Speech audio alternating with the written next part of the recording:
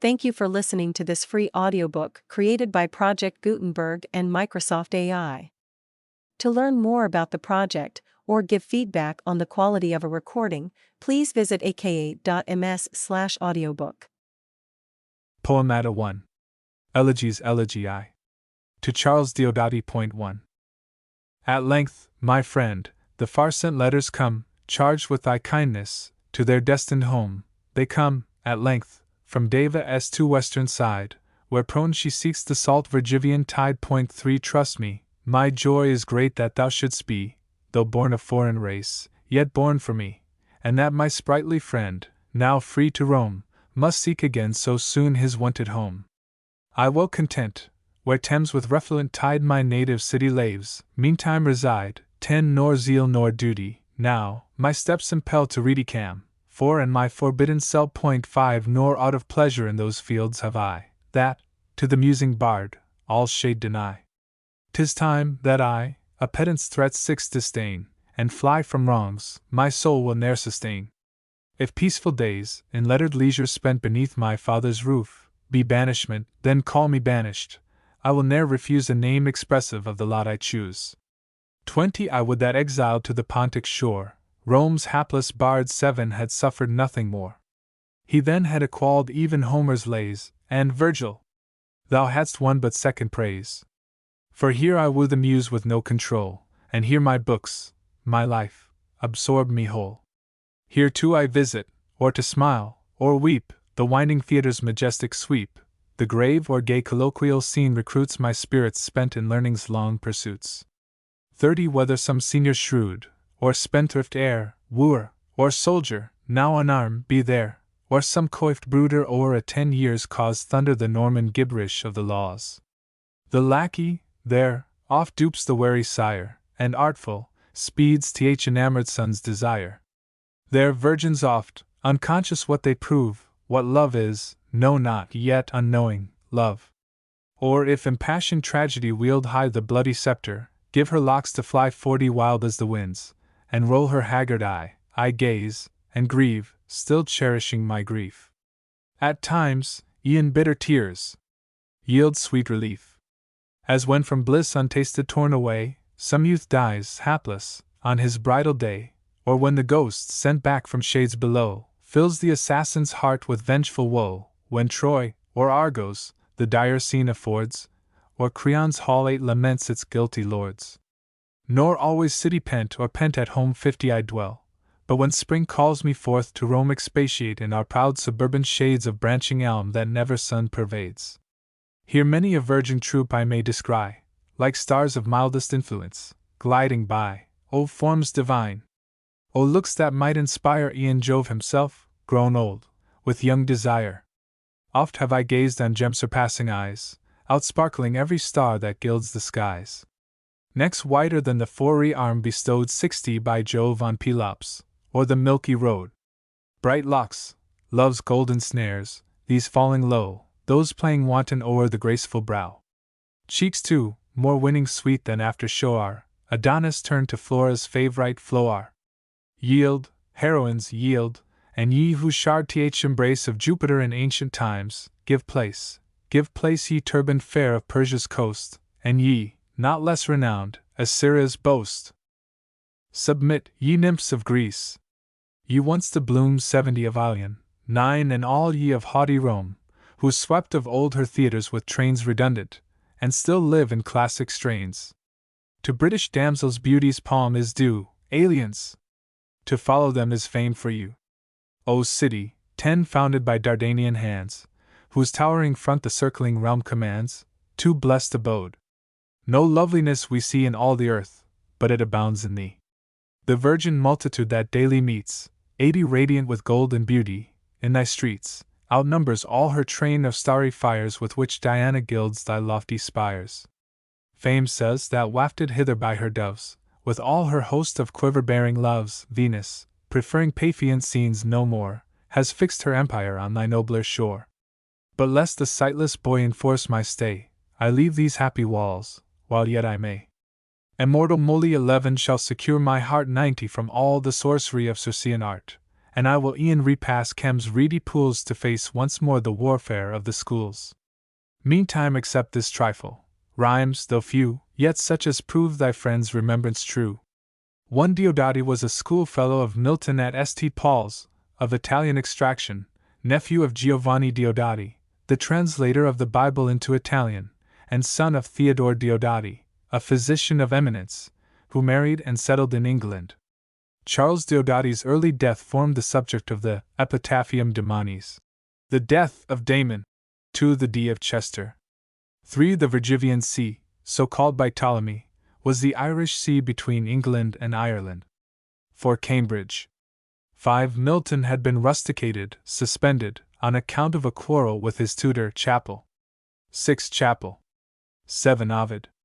8. In Thebes, the guilty lords are Aeteocles and Polynices, the brother sons of Oedipus and Jocasta, who fell in their unnatural strife. 9. Troy. 10. London. The Dardanian, i.e. Trojan, hands are those of Brutus, the legendary founder of London. 11. The magical plant by which Odysseus was enabled to escape from Circe. See Homer, Odyssey, X. 370 to 375. Elegy 2. On the death of the University Beadle at Cambridge. 1. Thee, whose refulgent staff and summons clear, Minerva's flock long time was wont to obey, although thyself an herald, famous here, the last of heralds, death, has snatched away. He calls on all alike, nor even deigns to spare the office that himself sustains. Thy locks were whiter than the plumes displayed by Leda's paramour too in ancient time, but thou wast worthy ne'er to have decayed, or, as in like, 3. To know a second prime, 10. Worthy for whom some goddess should have one new life, oft kneeling to Apollo's son. 4. Commission to convene with hasty call the gowned tribes, how graceful wouldst thou stand! So stood Selenius 5 erst in Priam's hall, wind-footed messenger of Jove's command, and so Eurybates 6 when he addressed to Peleus son Atride's proud behest. Dread queen of sepulchres, whose rigorous laws and watchful eyes run through the realms below. 20. Oft too adverse to Minerva's cause, too often to the muse not less a foe, chose meaner marks, and with more equal aim pierce useless drones, Earth's burthen in its shame. Flow, therefore, tears for him from every eye, all ye disciples of the Muses, weep. Assembling, all, in robes of sable dye, around his bier, lament his endless sleep, and let complaining elegy rehearse in every school her sweetest saddest verse. 30. 1. Richard Redding of St. John's College, M.A. He died in October, I 626. 2. The Swan, Jove had turned himself into that bird. 3. I.e. Jason, who was restored to youth by his daughter Medea. 4. Aesculapius, the god of medicine. 5. Hermes. 6. One of the heralds sent to Achilles by Agamemnon. Elegy 3 Anno Itat 17.1. On the death of the Bishop of Winchester. 2. Silent I sat, dejected, and alone, making in thought the public woes my own, when, first, arose the image in my breast of England's sufferings by that scourge, the pest. 3. How Death, his funeral torch and scythe in hand, entering the lordliest mansions of the land, has laid the Gemellman palace low, and levelled tribes of nobles at a blow. I, next, deplored the famed fraternal pair, for too soon to ashes turned in empty air. 10. The heroes next, whom snatched into the skies all Belgia saw, and followed with her sighs. But thee far most I mourned, regretted most, Winton's chief shepherd and her worthiest boasts. Poured out in tears I thus complaining said, Death, next in power to him who rules the dead, is not enough that all the woodlands yield to thy fell force, and every verdant field, thou lilies, at one noisome blast of thine, and even the Cyprian queen's own roses, pine. 20. That oaks themselves, although the running rills suckle their roots, must wither at thy will, that all the winged nations, even those whose heaven-directed flight the future shows, and all the beasts that in dark forests stray, and all the herds of Proteus 5 are thy prey? Ah, envious! Armed with power so unconfined, why stain thy hands with blood of humankind? Why take delight, with darts that never roam, to chase a heathen-born spirit from her home? 30. While thus I mourned, the star of evening stood, now newly risen, above the western flood, and Phoebus from his morning goal again had reached the gulfs of the Iberian main. I wished repose, and on my couch reclined took early rest, to night and sleep resigned, when, oh, for words to paint what I beheld! I seemed to wander in a spacious field, where all the champaign glowed with purple light like that of sunrise on the mountain height. 40 flowers over all the field, of every hue that ever iris wore, luxuriant grew, nor chloris, 6 with whom enter zephyrs play, ere dressed Alcinoous gardens 7 half so gay. A silver current, like the Tagus, rolled o'er golden sands, but sands of purer gold, with dewy airs Favonius fanned the flowers, with airs awakened under rosy bowers. Such poets' fame, irradiated all o'er the sun's abode on India's utmost shore. 50 while I, that splendor and the mingled shade of fruitful vines, with wonder fixed surveyed, at once, with looks that beamed celestial grace, the seer of Winton stood before my face. His snowy vestures hem descending low his golden sandals swept, and pure as snow new fallen shone the mitre on his brow. Where'er he trod, a tremulous sweet sound of gladness shook the flowery scene around, attendant angels clapped their starry wings, 60 the trumpet shakes the sky, all ether rings, each chaunts his welcome, folds him to his breast, and thus a sweeter voice than all the rest. Ascend, my son! Thy father's kingdom share, my son! Henceforth be freed from every care. So spake the voice, and at its tender close with psaltery's sound th angelic band arose. Then night retired, and chased by dawning day the visionary bliss passed all away. I mourned my banished sleep with fond concern, 70 frequent, to me made dreams like this return. 1 I. In my 17th year, meaning at the age of 16, to Lancelot Andrews, Fuller's peerless prelate. 3 The plague which ravaged England in I 626. 4 Prince Christian of Brunswick, and Count Mansfeld. They were brothers in arms and the Protestant champions. They both died in I 626. 5 Marine creatures. Proteus was the shepherd of the seas. 6 Flora. 7 See the account of his gardens in the Odyssey. Elegy 4. Anno Itots 18. To my tutor, Thomas Young, one chaplain of the English merchants resident at Hamburg. Hence, my epistle, skim the deep, fly o'er yon smooth expanse to the Teutonic shore. Haste, lest a friend should grieve for thy delay, and the gods grant that nothing thwart thy way. I will myself invoke the king too who binds in his Sicanian echoing vault the winds, with Doris 3 and her nymphs, and all the throng of azure gods, to speed thee safe along. But rather, to ensure thy happier haste, ascend Medea's chariot, for if thou mayst, 10 or that whence young Triptolemus 5 of your descended welcome on the Scythian shore. The sands that line the German coast descried, to opulent Hamburg turn aside, so called, if legendary fame be true, from Hama, 6 whom a club-armed Cimbrian slew. Their lives, deep learned and primitively just, a faithful steward of his Christian trust, my friend, and favorite inmate of my heart, that now is forced to want its better part. 20 What mountains now, and seas, alas! How wide! From me this other, dearer self divide, dear, as the sage 7 renowned for moral truth to the prime spirit of the Attic youth.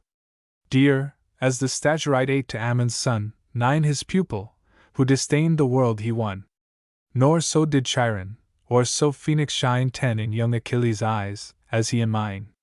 First led by him through sweet Aeonian 11 shade each sacred haunt of Pindus I surveyed, 30 and favored by the Muse, whom I implored, thrice on my lip the hallowed stream I poured. But thrice the sun's resplendent chariot rolled to Ares, has new tinged his fleece with gold, and Chloris twice has dressed the meadows gay, and twice has summer parched their bloom away, since last delighted on his looks I hung, or my ear drank the music of his tongue. Fly, therefore, and surpass the tempest's speed. Aware thyself that there is urgent need. 40 Him, entering, thou shalt haply seated see beside his spouse, his infants on his knee, or turning page by page with studious look some bulky father, or God's holy book, or ministering, which is his weightiest care, to Christ's assembled flock there heave an O I fair. Give him, whatever his employment be, such gratulation as he claims from me, and with a downcast eye and carriage meek addressing him, forget not thus to speak. 50th, compassed round with arms, thou canst attend to verse. Verse greets thee from a distant friend. Long due and late I left the English shore, but make me welcome for that cause the more. Such from Ulysses, his chaste wife to cheer, the slow epistle came, though late, sincere. But wherefore this? Why palliate I a deed, for which the culprit's self could hardly plead? Self-charged and self-condemned, his proper part he feels neglected, with an aching heart. 60. But thou forgive, delinquents who confess, and pray forgiveness, merit anger less. From timid foes the lion turns away, nor yawns upon or rends a crouching prey. Even pike-wielding Thracians learn to spare, won by soft influence of a suppliant's prayer. And Heaven's dread thunderbolt arrested stands by a cheap victim and uplifted hands. Long had he wished to write, but was withheld, and writes at last, by love alone compelled. 70. For fame, too often true when she alarms, reports thy neighboring fields a scene of arms. 12. Thy city against fierce besiegers barred, and all the Saxon chiefs for fight prepared. Annual 13 wastes thy country wide around, and saturates with blood the tainted ground. Mars rests contented in his Thrace no more, but goads his steeds to fields of German gore. The ever-verdant olive fades and dies, and peace, the trumpet-hating goddess, flies. 80. Flies from that earth which justice long had left, and leaves the world of its last guard bereft. Thus horror girds thee round. Meantime alone thou dwell'st, and helpless in a soil unknown, poor, and receiving from a foreign hand the aid denied thee in thy native land. O ruthless country, and unfeeling more than thy own billow-beaten chalky shore! Leav'st thou to foreign care the worthies given by Providence, to guide thy steps to heaven? 90. His ministers, commissioned to proclaim eternal blessings in a Saviour's name? Ah then most worthy! With a soul unfed in Stygian night to lie forever dead. So once the venerable Tishbite strayed an exiled fugitive from shade to shade, when, flying Ahab and his fury wife, in lone Arabian wilds he sheltered life. So, from Philippi wandered forth forlorn Cilician Paul, with sounding scourges torn.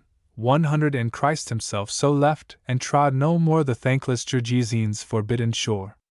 But thou take courage, strive against despair, quake not with dread, nor nourish anxious care. Grim war indeed on every side appears, and thou art menaced by 1,000 spears, yet none shall drink thy blood, or shall offend even the defenseless bosom of my friend. For thee the aegis of thy God shall hide, Jehovah's self shall combat on thy side. 110. The same, who vanquished under Shaun's Toares at silent midnight all Assyria's poweress, the same who overthrew in ages past Damascus' sons that laid Samaria waste. Their king he filled and them with fatal fears by mimic sounds of clarions in their ears, of hoofs and wheels and neighings from afar, of clanging armor and the din of war. Thou therefore, as the most afflicted may, still hope, and triumph o'er thy evil day. 120. Look forth, expecting happier times to come, and to enjoy once more thy native home. One Young was private tutor to Milton before he went to St. Paul's. Milton's prose letter to Young is included in an appendix below. To Aeolus, god of the east wind. Sicania was a name for Sicily. 3. Mother of the Nereids, sea nymphs. 4. Drawn by winged dragons. 5. Triptolemus was presented by Ceres with a winged chariot. 6. A Saxon warrior slain by a giant. 7. Socrates. 8. Aristotle. 9. Alexander. 10. Chiron and Phoenix were the tutors of Achilles. 11. Helicon. 12. Alluding to the war between the Protestant League and the Imperialists. 13. The Goddess of War. Elegy v. Anno Itots 20. On the approach of spring. Time, never wandering from his annual round, bids Zephyr breathe the spring, and thaw the ground. Bleak winter flies, new verdure clothes the plain, and earth assumes her transient youth again. Dream I, or also to the spring belong increase of genius, and new powers of song? Spring gives them, and how strange soe'er it seem, impels me now to some harmonious theme. Castalia's fountain and the forked hill one by day, by night, my raptured fancy fill. 10. My bosom burns and heaves, I hear within a sacred sound that prompts me to begin. Lo! Phoebus comes, with his bright hair he blends the radiant laurel wreath. Phoebus descends, I mount, and undepressed by Cumrous clay, through cloudy regions win my easy way. Wrapped through poetic shadowy haunts I fly, the shrines all open to my dauntless eye, my spirit searches all the realms of light, and no Tartarian gulfs elude my sight. 20 But this ecstatic trance, this glorious storm of inspiration, what will it perform? Spring claims the verse that with his influence glows, and shall be paid with what himself bestows. Thou, veiled with opening foliage, leadst the throng of feathered minstrels, Philomel. In song, let us, in concert, to the seasons sing, civic and sylvan heralds of the spring. With notes triumphant spring's approach declare. To spring, ye muses, annual tribute bear. 30 The Orient left, and Ethiopia's plains the sun now northward turns his golden reins. Night creeps not now, yet rules with gentle sway, and drives her dusky horrors swift away. Now less fatigued on his ethereal plain Boetes too follows his celestial wain, and now the radiant sentinels above less numberous watch around the courts of Jove, for, with the night, force, ambush, slaughter fly, and no gigantic guilt alarms the sky. 40 Now haply says some shepherd, while he views, recumbent on a rock, the reddening dews, this night, this surely, Phoebus missed the fair, who stops his chariot by her amorous care. Cynthia, 3 Delighted by the morning's glow, speeds to the woodland, and resumes her bow, resigns her beams, and glad to disappear, blesses his aid who shortens her career. Come, Phoebus cries, Aurora come, too late thou lingers slumbering with thy withered mate, for 50 Leave him, and to Hymettus' top repair, thy darling Cephalus expects thee there. The goddess, with a blush, her love betrays, but mounts, and driving rapidly obeys. Earth now desires thee, Phoebus, and to engage thy warm embrace, casts off the guise of age. Desires thee, and deserves, for who so sweet, when her rich bosom courts thy genial heat? Her breath imparts to every breeze that blows Arabia's harvest, and the Paphian rose. 60 Her lofty front she diadems around with sacred pines, like Ops on Ida crowned, her dewy locks with various flowers new blown, she interweaves, various, and all her own, for Proserpine in such a wreath attired Taenarian Dis 5 himself with love inspired. Fear not, lest, cold and coy, the nymph refuse herself, with all her sighing zephyrs soothes, each courts thee fanning soft his scented wing, and all her groves with warbled wishes ring. 70 Nor, unendowed and indigent, aspires Rouse earth to engage thy warm desires, but, rich in balmy drugs, assists thy claim divine physician to that glorious name. If splendid recompense, if gifts can move desire in thee, gifts often purchase love, she offers all the wealth her mountains hide, and all that rests beneath the boundless tide.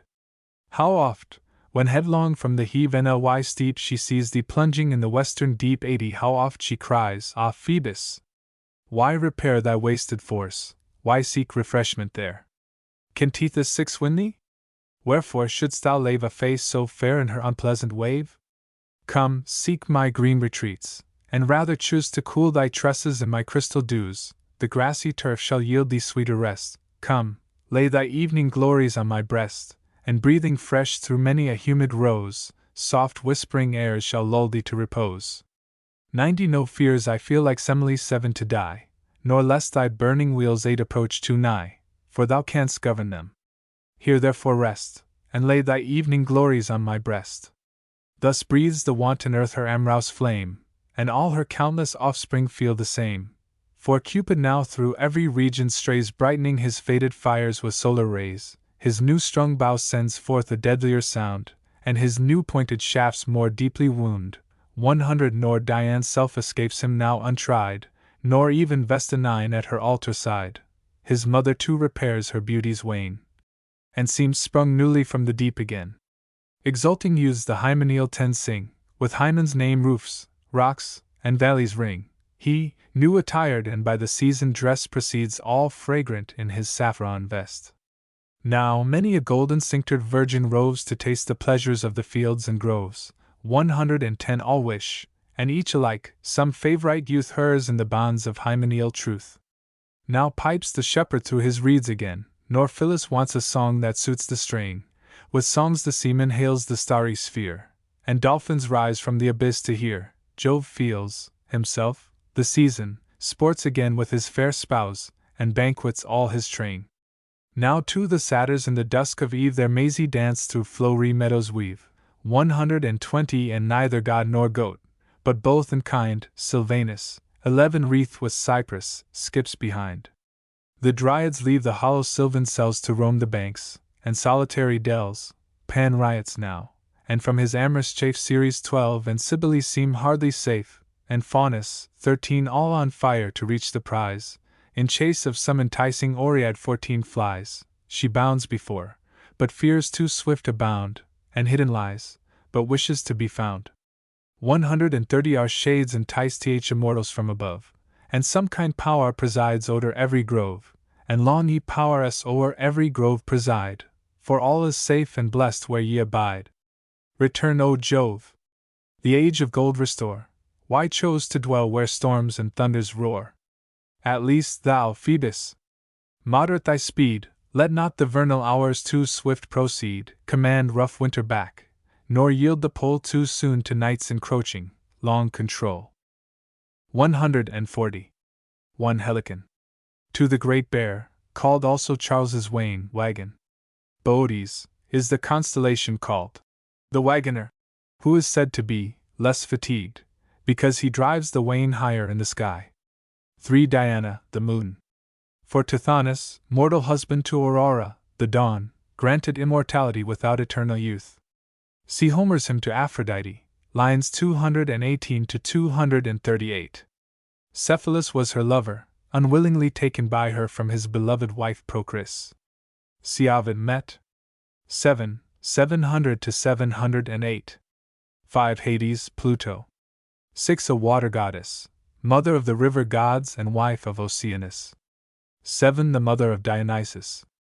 Juno persuaded her to ask to see Jove in all his divine glory, the vision of which struck her dead. See Ovid met. 3, 308 to 309.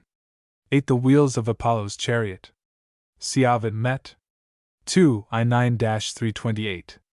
9 The goddess of chastity. 10 Hymn to Hymen, the goddess of marriage. 11 The wood god. 12 The goddess of agriculture. Cybele, Rhea, was called the mother of the gods and of men. See Virgil, Aeneid. X 252 to 253. 13 The god of shepherds. 14 A wood nymph. Elegy 6. To Charles Diodati, when he was visiting in the country, who sent the author a poetical epistle, in which he requested that his verses, if not so good as usual, might be excused on account of the many feasts to which his friends invited him, and which would not allow him leisure to finish them as he wished. With no rich viands overcharged I send health, which perchance you want, my pampered friend, but wherefore should thy muse tempt mine away from what she loves, from darkness into day? Art thou desirous to be told how well I love thee, and in verse? Verse cannot tell. For verse has bounds, and must in measure move, but neither bounds nor measure knows my love. How pleasant in thy lines described appear December's harmless sports and rural cheer. 10 French spirits kindling with Carolean fires, and all such gambols as the time inspires. Think not that wine against good verse offends, the Muse and Bacchus have been always friends, nor Phoebus blushes sometimes to be found with ivy, rather than with laurel, crown. The 9 themselves ofttimes have joined the song and revels of the Bacchanalian throng. Not even Ovid could in Scythian air sing sweetly. Why? No vine would flourish there. 20 What in brief numbers sang Anacreon S1 Muse? Wine and the rose, that sparkling wine bedews. Pindar with Bacchus glows, his every line breathes the rich fragrance of inspiring wine, while, with loud crash o'erturned, the chariot lies and brown with dust the fiery courser flies. The Roman lyrist steeped in wine his lays so sweet and glycerous, and Chloe's praise point to now to the plenteous feast, and mantling bowl nourish the vigor of thy sprightly soul. 30 The flowing goblet makes thy numbers flow, and casks not wine alone, but verse bestow. Thus Phoebus favors, and the arts attend whom Bacchus, and whom Ceres, both befriend.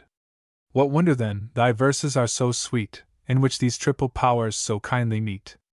The lute now also sounds, with gold inwrought, and touched with flying fingers nicely taught, in tapestryed hall's high roof the sprightly lyre directs the dancers of the virgin choir. 40 If dull repletion fright the muse away, sights, gay as these, may more invite her stay.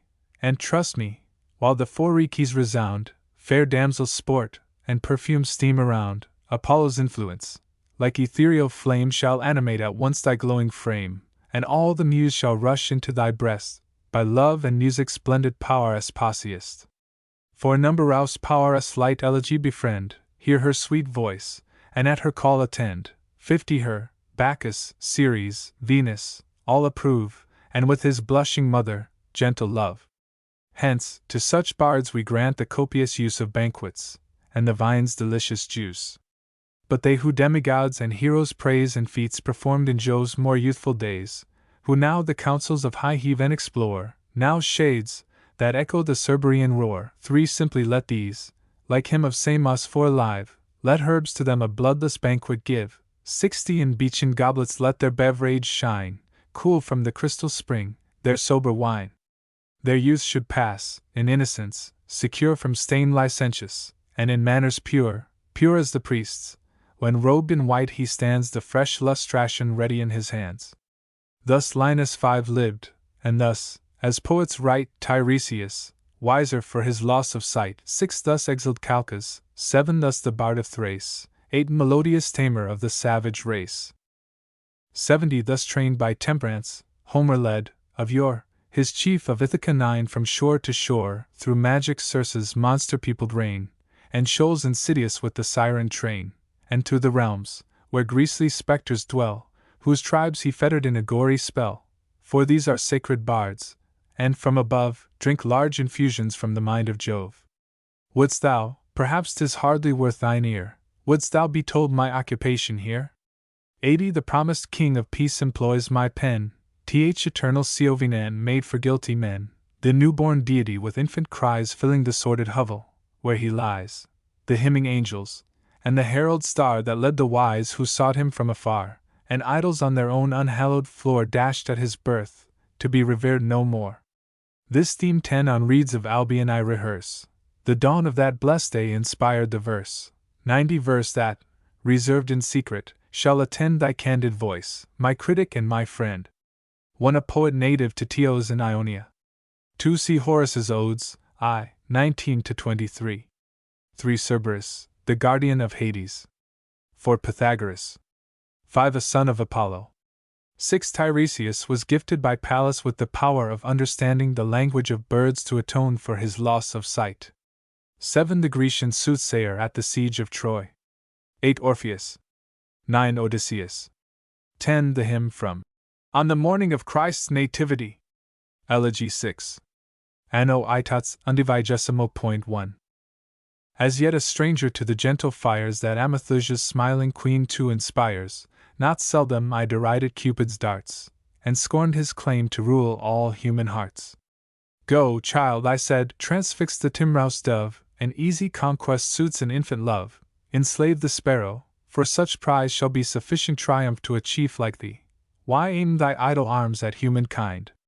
Thy shafts prevail not gainst the noble mind. 10 The Cyprian 3 heard, and kindling into ire, none kindles sooner, burned with double fire. It was the spring, and newly risen day peeped o'er the hamlets on the 1st of May. My eyes too tender for the blaze of light, still sought the shelter of retiring night, when love approached, in painted plumes arrayed. Insidious God his rattling darts betrayed, nor less his infant features, and the sly sweet intimations of his threatening eye. 20 Such the Stygian boy 4 is seen above, filling the goblet for imperial Jove, such he, on whom the nymphs bestowed their charms, Hylas, 5 Who perished in Aenead's arms.